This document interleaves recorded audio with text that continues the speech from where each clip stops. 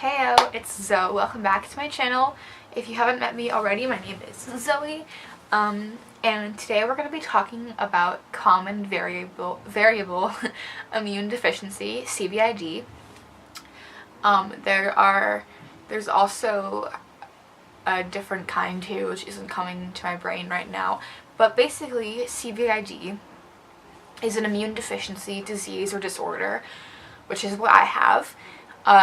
And today I'm just going to be talking about what that is and what treatment looks like, what some symptoms are, etc. So, sit back and watch this video if you're interested. Okay, so I first got diagnosed in 2015, or 2016, I think it was 2015, so about 3 years ago. Yeah, 3 years ago.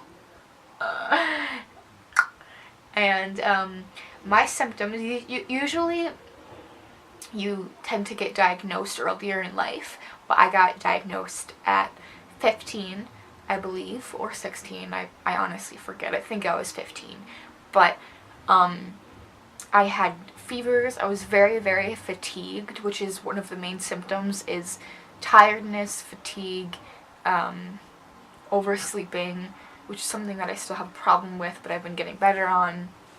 And also your blood levels look, well, okay, so when I first got diagnosed, mine mimicked leukemia, so they actually thought that I had cancer for a certain amount of time, and that was really scary, because when I was first diagnosed, I was just really, really sick, and I don't hold vaccines, so I don't have a chickenpox immunizations.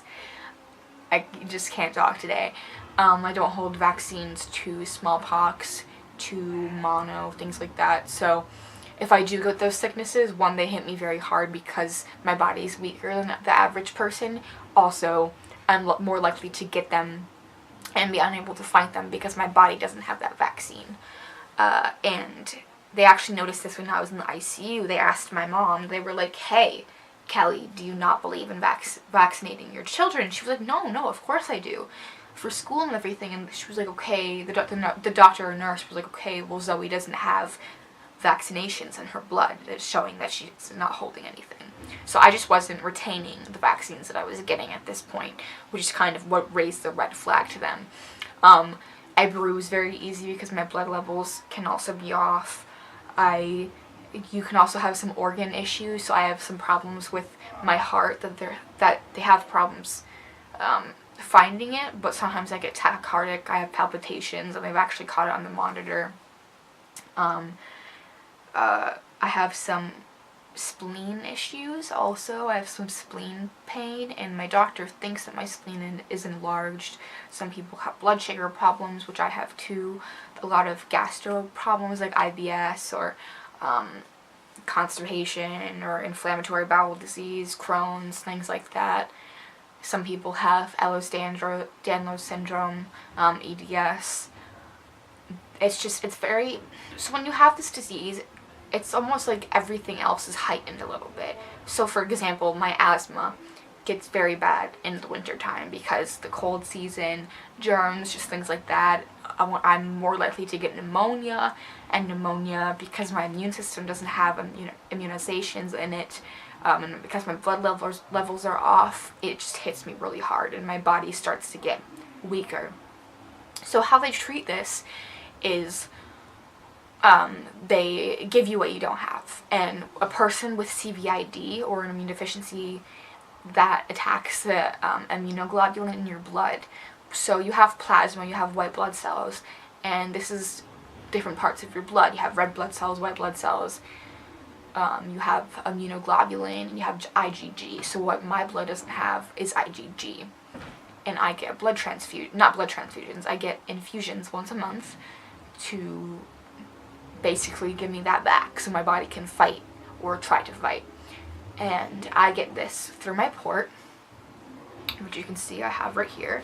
I get that through my port once a month, IVIG, and it's been pretty good. I mean, it's definitely made a difference. There's also sub-Q, which is you put it in like a fatty part, so like my arms aren't that there's not a lot of fat on them. I mean, there is some, but it would just be it is painful, because I used to do sub-Q, but I usually pick my belly. Some people do their butt or their thighs. I found that the thighs were very painful, so I didn't like that.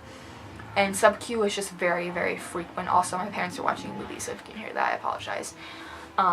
Sub-Q is once a week, which was just eventually became very annoying for me, and I was honestly not keeping up with schedule, so I switched to Hizentra or HyQvia, which was, I think, every 2 weeks or something, or every month, but at home, so I didn't have to go to the hospital. But I was allergic to that medication, so now I do CVID, which is once a month at the nurse. I can't talk today. At the hospital, in the infusion center. And you know, so pretty much you're just giving your body back what you don't have, which is the IgG or IgA. So it just really depends on what your type of immune deficiency is. But I mean, I have to be very careful about washing my hands. I have to be careful when it's flu season. I have to be careful about